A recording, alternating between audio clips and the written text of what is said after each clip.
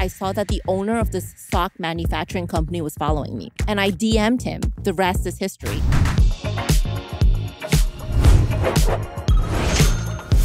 Hey, what's going on? I'm Benjamin Gottlieb, and this is Shopify Masters.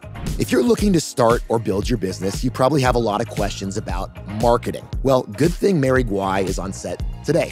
My followers would always comment about my socks. So I started to realize this is something that people know me for that's also unique.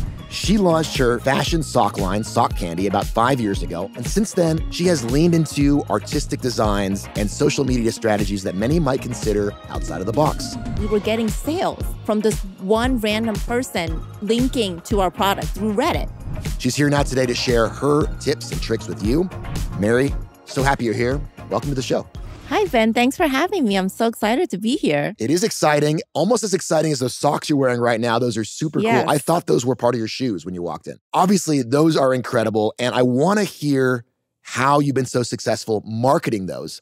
But why don't we start with your story, because I think that's also very interesting.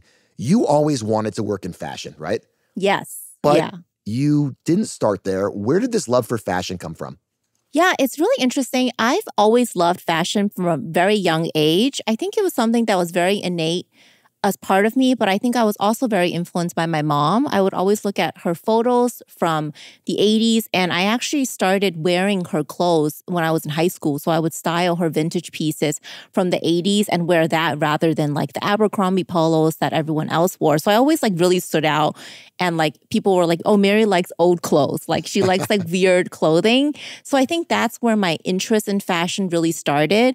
But I had a very traditional Asian upbringing, was told that I could only study certain career paths, and fashion definitely was not one of those career paths. I just never thought I could work in fashion. I didn't really know that it was an option for me. Looking back, I probably would have tried to go to FIT or something like that, but I majored in business. That's sort of how it started. So it wasn't an option for you, and even so, you knew you had this deep love and passion for fashion. And when you got into the workforce, that didn't go away, right? You were working, but you still had this lingering desire to do something else. Yeah, so I worked in corporate advertising at large advertising agencies on pharmaceutical accounts, then financial accounts. So nothing close to fashion. I would always try to find a fashion account to work on or go to a boutique agency. I would also try to apply to entry-level fashion jobs.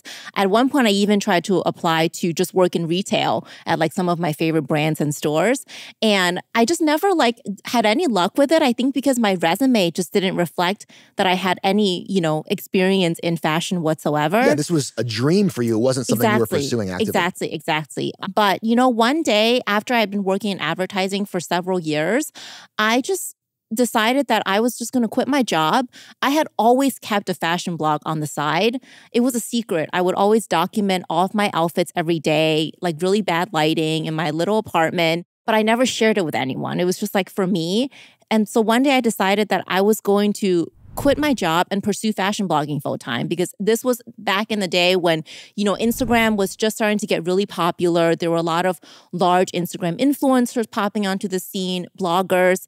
And so I decided that I was going to try and pursue that. And I really saw that as my only way into fashion. And that's why I did that. And so I did that for the next 3 years. And then that is what really transitioned into launching Sock Candy. Entrepreneurs, they struggle with this transition from full-time employee to founder. It's a tough transition. You have this, let's call it a bridge job, which is the move from full-time employee somewhere at a job you might not like to creator. Yep. How did you know that was the right move for you? And how did you build up the courage to do that? I don't know that I knew that it was the right move. Because I had been in advertising for a while, I knew that it was really easy to get another job in advertising. So my original goal was I'm going to do this for a year. And if it doesn't work out, I can just go back and get a job in advertising. The turnover rate was super high at ad agencies anyways. And I had gotten to a certain point in my career where I knew that I could easily get another job. So that was my fallback plan. Plus, you didn't necessarily really enjoy that job, right? Exactly. And again, I just saw it as my only way in. I always knew in my gut that I had a really unique sense of personal style that people would enjoy if I could share that. But I just was never, able to share that because I felt like I couldn't do it, or, I just felt like I couldn't be in fashion. So for me, I was just like, you know what, I'm just going to put my all into it. and just start sharing my outfits with the world and see what happens. That's really inspiring. You brought up a couple things there. This idea that maybe you didn't feel like you could be in fashion, but also knowing that you had something unique that was different. It's an interesting juxtaposition of like confidence in yourself and also imposter syndrome kind of battling with each other. Is that a correct depiction of what you went through? I think so. I think that for me, like people would always comment about my outfits. Like I knew I had a unique sense of style, but I think that part of what held me back was because I had a job. And so I felt like, okay, I'll just do this for me, but I'm not going to try and like put it out and promote it because that felt like a whole separate thing. Like I knew I didn't have like the right camera or the right equipment and like the right locations because I followed a lot of bloggers and I saw what their photos look like. And I knew that my photos didn't look like that because I was just taking them at home, like after work, like in bad lighting. So I felt like if I really wanted to do this, I had to put my all into it, like really learn how to take a good photo, you know, how to have it in like a pretty location, not just have it in my apartment. And all those things takes time. Like I would take my photos after work, like maybe the lighting wouldn't be so good. Like there were a lot of factors involved that I felt like was holding me back. So in other words, the full-time job became an impediment to you doing what you really wanted to do in some respects. Yeah. And I worked very long hours in advertising. I worked in account management. So like a lot of times after work, like it would be dark outside. So you go from corporate to creator. You start a fashion blog. You start an Instagram page. Did you know that you were going to start a business at this point? Or was this still like, I'm feeling it out, I'm going to do reviews, or I'm going to talk about my outfits or my sense of style? Yeah, I never thought of myself as a founder at that point. Like I did not have in my head that I was going to launch a brand at all. I just thought I'm going to become a fashion blogger. I'm going to share my daily outfits and I'm going to build up a following. And then from there, I'm going to work with brands because that's like how you make money as a creator. What was that like when you first started interacting with companies that were trying to sell things versus you trying to present yourself or your own personal sense of style? I mean, I thought it was awesome. You know, like I did it for about 3 years. I managed to build up a following to like 50,000 followers, which nowadays is considered very small. That's not nothing. But back then, you were able to get brand deals off of that following. And what time frame is this? Like maybe 8 years ago. I loved being able to work with brands and then interpret what their product is, but make it into my own personal style and make it be unique to me and make it feel authentic and then have my followers be able to connect with that. And I quickly realized that I loved taking photos. Like I absolutely loved being in front of the camera. I loved styling outfits. I mean, that's like my bread and butter. And I will say even to this day, that is still my bread and butter. And that's a lot of what my business is built on. It's just something that comes so naturally to me. And I loved creating beautiful photos, taking it from different angles, figuring out an interesting way to incorporate the product that no one else may have thought of. So for me, it was a dream come true, to be honest, to have been doing that. Eventually, you said, you know what? I'm going to create my own product. And you're wearing an example of that today. These incredible, unique socks. Certainly an incredible combination, I think, of vintage and also vibrant colors and uniqueness. The way you found a market for these socks is really, really smart, right? I wouldn't necessarily know, is there a market for this or not? But you used your channel to see if there was interest in this, right? Talk to me about what it was like when you first started putting prototypes or early versions of these socks on your Instagram page. It was all born out of my creative background. So when I would style my outfits, I always would style socks with my shoes. Like it was just like a quirk of mine. I've always done it ever since like I was in college. And my followers would always comment about my socks. So I started to realize like this is like something that people know me for that's also unique. There were not a lot of other creators utilizing socks as a styling element. And as I was doing that, I realized that there was a gap in the marketplace. So the socks that I was reaching for, they would either be really expensive, like very high end, $40 a pair. So I would only wear them like once or twice. Or they were just not as elevated. The prints were kind of cheesy, not designed for the fashion girl. And so I was like, there is a gap in the marketplace that I feel that I'm uniquely qualified to address because I'm already naturally styling socks, which already is very difficult for most people. So I felt like I could do this brand the right way because most people don't even know how to style socks to begin with. And so it was the combination of those factors that made me decide, like, I think that I could start a sock brand that has elevated prints that are elegant, but still funky, still incorporates, you know, my very colorful style, but that is still also affordable. So the price point for me was also super important from the start to nail that correct price point. We do a lot of these interviews, and we hear this a lot from founders. They're often uniquely qualified in their specific niche, and at the same time, they see a market gap. And you have those two things coming together at this moment with these socks, right? Yes. I talk to a lot of new founders as well, and I think that it's super important for it to be really authentic to you. Like, this was always something that was authentic to me. I always styled socks.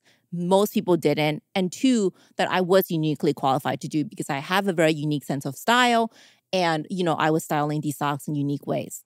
Mary, it's one thing to get people on social or on your blog to be like, hey, I love those socks. I love how you styled that with the rest of your outfit. It's another thing to get them to buy your socks, right? That is a whole different challenge that I imagine you have an enormous amount of advice for our audience here. How did you start to make sales? And where does Shopify fit in this journey for you from corporate employee or agency employee to entrepreneur? Sure. Well, Shopify has been with me since the very start. I launched the site on Shopify and it's still on Shopify to this day. But I think that when you first start, a lot of it is a test and learn. And what's actually interesting is when I launched my first collection, we launched with 7 cotton styles and 3 sheer styles. Now, Sock Candy is known for sheer socks. The majority of our designs are sheer. We're known for executing that unprecedented detail on sheer fabric. No one's ever seen socks like this before. And this is like the nylon that you're wearing right now. Exactly. But when I first launched, I actually didn't have the idea for it to be like sheer socks specific. I just knew that I wanted to make super fashionable socks that were affordable. And so when I launched with 7 cotton styles that still had beautiful prints, but they were on cotton, which is much more common. And then 3 sheer styles. And immediately, the sheer styles started selling way faster than the cotton styles. And that was actually how I knew and then started to iterate. And for the next selection, we launched the opposite. We did 7 sheer styles and 3 cotton styles. And so now, we have very little cotton styles. And so we sort of transition into this sheer socks brand. And a lot of it, I think, was honestly based on market feedback and customer feedback and seeing what people were reacting to. And then me realizing at the same time that, oh, wait, there really aren't any brands doing sheer socks in the market. So it wasn't even something that in the beginning, I definitely set my mind to being like, okay, there are no sheer socks on the market specifically. I'm going to make sheer socks. You were open to changing your idea or your assumption, your hypothesis about what your company could be. Exactly. And you relied on what people purchased to inform those decisions. Yes. And the other piece to it as well was that the reason there aren't a lot of sheer socks on the market is that they're actually very difficult to execute technically. Right. And so that was another thing that, I think is also really important. We were able to find a really, really amazing manufacturing partner who we're still with to this day. And they are very open to working out these new ideas, these new types of production with the sheer designs. In the beginning, they told me, they were like, we can't do this. You have way too many colors. Your patterns are way too complex. This is not going to work on a sheer sock. But it was over time, communication. They really did believe in me and give me a chance. They saw my vision. And it was only through that they were willing to, try and execute these designs. And now we do so many crazy designs. But the technical challenge was definitely part of it as well. How'd you find them? So how I found my manufacturer don't say social media is how you found them. It is. It is. Okay. It is.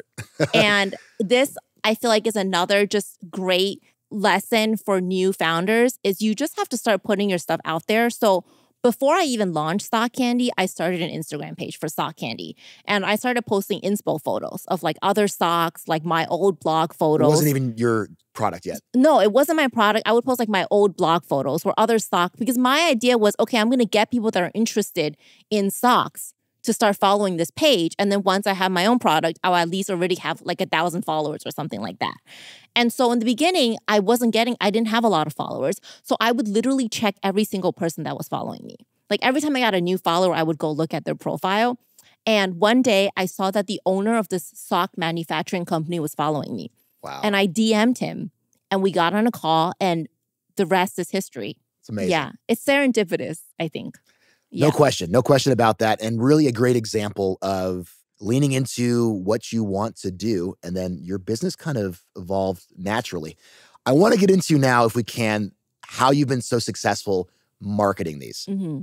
there are the traditional ways to market something, right? But you've been successful, in addition to some of those traditional methods. We've been talking a lot about Instagram. You've been successful in some other places too. Reddit, for example, is a place where you have had some success. Why has Reddit been a successful place for you to market these products? So Reddit is actually very new. It's something that we literally just came upon like 3 months ago. And the caveat is that we are not directly marketing on Reddit. So one day, like the website started getting all this traffic from Reddit. And I was like, this is weird. Like we don't actually do ads on Reddit or anything like that. Like there's no sock candy account on Reddit. So I naturally went to investigate and I saw that someone had posted photos of our socks with the shoes and wanted to know where the shoes were from. Because I think part of what sets our brand apart is that we do style the socks with different footwear, with different clothing. Like it is a complete look versus most other sock brands are styling them on white, on flat lace. They're not utilizing that styling editorial aspect. So people are asking where these shoes were from. And then naturally, people started to ask where the socks were from as well because they were very unique. So someone else knew that they were from Sock Candy, linked to Sock Candy, and that post got like so many views and impressions, and it was driving to our site, and we were getting sales from this one random person linking to our product. Yes, through Reddit. So after this, I decided that I was going to start posting my own outfits on Reddit. Okay, not under Sock Candy. I just created like a random Reddit account, which is not dissimilar from what you used to do with your blog. Exactly. So I started posting mirror selfies on Reddit. People are like seeing my outfits and like almost all of them have my socks in them. And they'll be like, where are your socks from? And I'll be like, it's from Sock Candy, but like, it's so funny. But see, now I feel like I'm outing myself though, because no one knows that I'm the founder of Sock Candy on Reddit. Like people don't look that closely. No, but they think that I'm like this random girl with cute outfits. Like Reddit seems to really love my style. It's very interesting. And they're like, but where are her socks from? And then there was another post where it was the same thing. People like this other user posted like 5 photos of our socks and shoes wanting to know where all the shoes were from. But it was the same people like, oh, but where are the socks from too? And then so sometimes I'll answer them. Sure. Like I'll give them all the info on where every shoe is from because only I would know that. And then they're like, oh my God, how do you know that? It's so interesting. Where else can you interact with prospective customers in this way besides Reddit? And these people are clearly interested, and the Reddit style seem to really like a more sort of not mainstream style. I'm glad you brought up mainstream because you've had successes as well on some other quote unquote mainstream social media platforms in terms of views, but hasn't been so successful with sales. I believe you've done really well on TikTok with views, hasn't translated to sales as much. Same with Pinterest, for example. What hasn't worked for your brand on those platforms? And is there anything to learn about that you could share with our audience and other prospective entrepreneurs? Yeah, it's really interesting. I, really wanted to make TikTok work. We had several videos on TikTok do quite well, but they didn't translate into sales. And we have TikTok Shop enabled. Like we, did all the things that you're supposed to do. From that, I think what I learned is that it's just not my audience. I'm not totally surprised because I have a good feeling of what our demographic is age-wise. And we do have, like our demographic, I think is definitely older than what the core TikTok demographic is, which is very Gen Z. Our demographic, I think, starts from like age 25 plus. And so I'm not surprised. So I think that it's just about knowing like where your audience is. And so we gave TikTok actually a year where we would create specific TikTok first content to try and, really push TikTok. And even after that, even when some videos did well, it just didn't translate into sales. So I think you also have to know just like when to stop and when to realize like, okay, this is just not my platform. Like even if videos do well, you're not going to get sales. And, for me, I always evaluate sale. Like we're like sort of a sales first driven company when it comes to the platforms. And so for me, I was just like, this is not really the right channel for us. And so now we went back to creating Instagram first content, and then we'll still post it on our other channels. Been better. Exactly. Yes. Instagram has always been our number one outside of just, directly to our website. We get a lot of sales from Instagram and it's been very effective for us. But we're not sleeping on Reddit right now. We're not sleeping on Reddit, but I wouldn't say Reddit is a marketing channel because we don't have a Sock Candy specific channel on it. It's just me. It's like indirect I guess I would call it indirect marketing. What about Pinterest? It seems like these socks would lend themselves fantastically to a social media platform like Pinterest. Yeah, so that's another one where we had some pins go viral on Pinterest and get a lot of saves and drives a good amount of traffic. But again, it just is not driving enough sales, like substantial sales, in my opinion, for it to be worth continuing to invest in. We haven't talked much about paid, and I believe that paid has been rather successful for you and your company as well. Why has paid been successful, and how have you leveraged that type of marketing to grow sales? I have to say that Meta Ads was a transformative part of our business. We started doing it 2 years into the business. And, in the beginning, I was just kind of doing it on my own. I didn't really know what I was doing. I think the thing with Meta Ads is that you do have to know what you're doing. Well, I think there's two things. One, you have to have great creative. So you have to have really great images and videos. And then two, you just have to know what you're doing in terms of the strategy, like how you're testing each ad set against what audiences. It's done really well for us because I actually was able to find a really great freelancer that I found on Upwork, and she really helped transform our Meta Ads and really take it to be able to reach so many people and for it to be really effective. But I think that why we've done so well is because we do have really great images and creative. And the thing now with Meta Ads, especially like in the current landscape, is you are always having to put in new creative. Like it does fatigue much more easily than it did like 2 years ago. The landscape is a little bit different. It's harder now. Like the ROIs is harder now than it was just due to all the platform updates. So I think that you should really only go into it if you know that you're always coming out with new videos, new photos that you can slot in so that there is no fatigue if you're doing Meta Ads.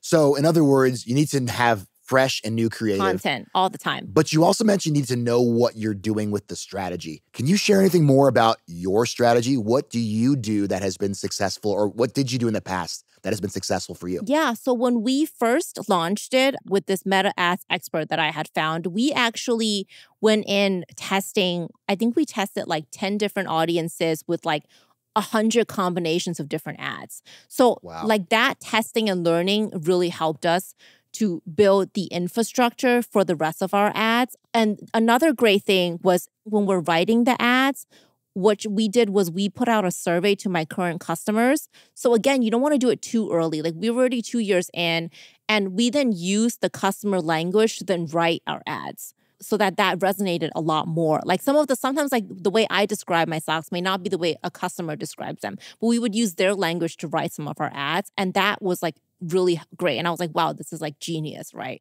So in terms of the strategy, like you want to make sure the targeting, and then once you do run it, like you always have to go in. Like we go in every single week to optimize.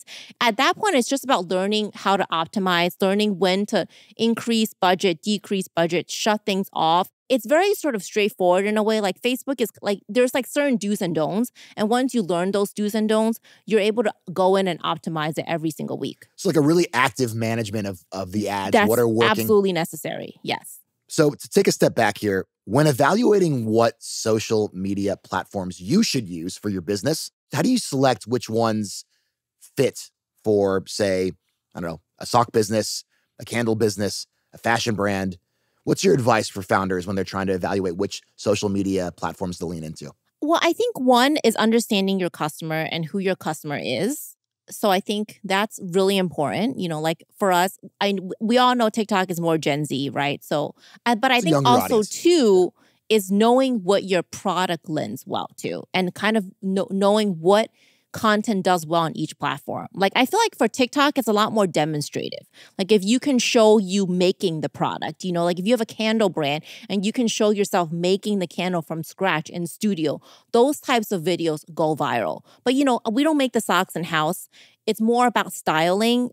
So I feel like you have to just know like what your product is and what kind of content does well. Fashion brands historically have always done well on Instagram. Instagram is known to be a fashion lover's platform. All the influencers are on there. Instagram started out as beautiful editorial fashion photos, and so it's always been that way. And I think obviously now content has evolved and, now video is a lot more important than just pretty pictures. But I still know to the core that my customer is still on Instagram because that's where we started with. And that is where people go for fashion inspiration. And I still believe that customers are still doing that to this day. And you're able to see that in the data as well when you're looking at where sales and where customers are coming from. Exactly. When it comes to Shopify and Shopify's role in giving you the data you need to make the right marketing choices, how would you say Shopify has been helpful? I'm looking at my analytics every single day. So, obviously it's very helpful to see where you're getting your sales from, all the different channels. Shopify's been great in that regard because you kind of always know like where you're getting your sales from, where you're getting your visitors from. I love like the graphs where you can just see like high level, like what percentage is coming from what. Yeah, I look at it every day. It's the first thing you wake up and take a look at. Yeah, pretty much, yeah. So the creative work never stops. You're still creating, but you're also innovating with your designs. And you have a team of designers that actually work with you to come up with, I think you mentioned you have 2 employees now, right? Mm-hmm. And also you're working with designers to put this together, right? Yes. Yeah. So I work with freelance print designers. So what is the process like for taking an idea and putting it on a sock like this? Yeah. So we launch collections a few times a year. And so before we do that, I will sort of sit down and come up with different prints that we want to come out with. And a lot of this is dictated by, what I'm personally loving, what's a gap in the collection. We've really started to look into customer feedback, what customers are saying they want. A lot of times they'll say like, I want more blue, or I want, a shark print, or, some random print. And then we'll Where are they saying this? On social? Yeah, like either it'll be like on social, or I have also done customer interviews in the past where I will interview like a customer face-to-face on Zoom for half an hour. And I find that tremendously helpful. Just in comments, they'll say like, oh, I want this in like a knee length, or I want this in tights version. And then of course, like I pay a lot of attention to what's trending on social from a fashion standpoint. On TikTok, there's a lot of, fashion aesthetics that, like princess core, cottage core. Like, so we are always paying attention to all of those things. I also look at the runway trends, so New York Fashion Week, London Fashion Week. And so from that, I will put together a list of prints that we want to come out with every season. From there, I put together a mood board. This is where I use Pinterest a lot. I put together a mood board for every single concept, just kind of putting together like the photos, what the print should include, what the colors should be, what's the vibe. And then I will assign it to a print designer. And because I've worked with all of my print designers now for a number of years, I know each of their strengths and weaknesses. I know what their aesthetics are. And so I will assign a print to a specific designer. And sometimes I'll have a specific designer in mind already for something. I'll assign it to them, and then they'll show me a first round, and then we'll kind of go back and forth from there. And then once the print is finalized, I then handle the sampling process with my manufacturer. So a rather well-oiled machine, so to speak, of putting all of these different pieces together using a combination of freelancers, contractors, and in-house folks to get your designs to your customers. Yeah. Your customers, though, how they find you is actually also evolving, right? Initially, almost exclusively D2C, correct, for you? Yes. You have now started to branch out into retail. What has that process been like, and why start doing that, given how successful you've been with D2C? Yeah, I think that for any healthy business, a mix is healthy. I think that's number one. Number two, we were primarily D2C. Meta ads have worked extremely well for us, and they continue to work well for us. But the landscape is changing. And I think that I now, more and more, I understand the idea that you can't just rely on one channel. It's always good to diversify and branch out. And so we really got our start in wholesale on Fair, actually. Yeah, so we use the Fair platform a lot. It is a wholesale platform. It connects brands with potential retailers, and it has been really amazing for us. We have, gained so many new retailers through Fair. And then outside of that, we had some retailers reach out to us very early on. We had Free People reach out to us within the first year of launch. Same thing with like Urban Outfitters. And so that's kind of how we got our start into wholesale. They would place like a small buy here and there. I really do see the value in wholesale as well, because I do think that what's valuable is that it's placing your products in stores in person in front of the customer, right? As a D2C brand, we don't have a physical location. And so when you're able to get your products in those stores, and the best part is that they're reordering, right? So we have an 80% reorder rate in terms of stores that come to us and then reorder from us. That means that our product is resonating with their customers and that their customers are coming back and wanting more. And so that's super valuable. I see wholesale not just as a, channel to make money, but as a marketing channel as well, because they're seeing it in person. A lot of people say our socks look even better in person. They can touch and feel the colors. It's different from what you see online. Like you can't compare that. And so for me, it's a marketing channel as well. So happy you said that, because this is something that we're hearing more and more that would have been asinine to say maybe 50 years ago. Retail as a marketing channel in some respects. Really interesting to hear how you're thinking about retail as just another place to reach customers who haven't heard about you before. Exactly. Yeah, and they can touch and feel your product. And for many people, they want to do that. I mean, they want, especially for clothing, they want to maybe feel it before they buy it, right? Yeah, and I think especially, we're still a relatively new brand. Someone might be served an Instagram ad or see our product on our Instagram page and be like, wow, that's really pretty. Yeah. But is it really worth $18? Are they going to disintegrate, right? That's another thing that with sheer socks, people have this notion that it's super delicate. It's not going to hold up. The quality is not going to be there. And so that's when seeing it in person really helps. Well, it's been fascinating to hear how you've gotten this business started and where you began your journey, which is completely different from where you are now. Before we close, I'd love to get your take on just what you think is next here in terms of social media and marketing. You've seen this incredible transformation from blogging to Instagram. I'm not going to undersell Reddit because I think that's really cool, even though you're calling it indirect marketing. Yes. What are you excited about, or what are some channels that you're thinking, hey, you know what?